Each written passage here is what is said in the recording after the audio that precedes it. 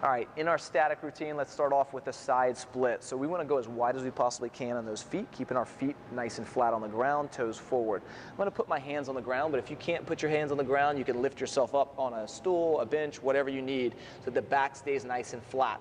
From here, I'm going to spill my pelvis or tilt my pelvis forward to reach back so that my weight is on my heels and really hold this position for that 1 minute. Okay.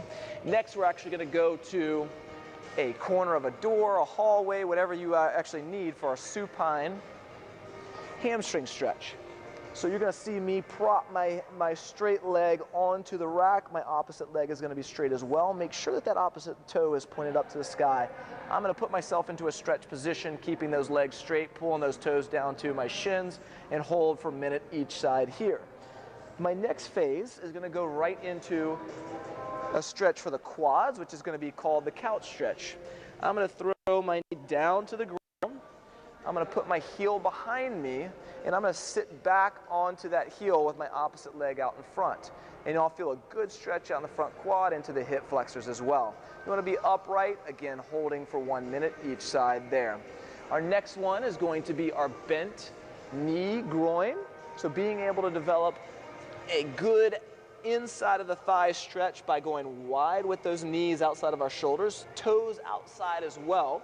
In this position, we're really going to have control of our hips because we're going to sit back onto our heels and push our belt buckle forward while reaching our tailbone backwards. You'll feel a good strong stretch through both groins in this position. Okay? If you want to take that one step further, leave one knee there. Opposite leg is going to be as straight as it possibly can be with the foot flat on the ground, the toes forward. Same thing, sitting back into a nice good stretch, manipulating that pelvis to reach the tailbone backwards, holding for a minute each side there.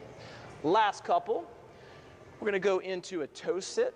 So our toe sit is going to be toes jammed down into the ground, sitting our hips back onto our heels, nice tall posture. Relaxing into this position for a minute. If you can't get into this position, to regress that, you'll just put a towel between your thighs and your calf to ease off of the amount of stretch onto that heel. So we're going to go 1 minute there. Then the last one is going to be the Japan sit. Sitting down, laces down to the ground, same idea, regress with something in between the calf and the hamstrings.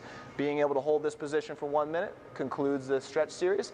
Do that every day, and you're going to find yourself with a big range of motion.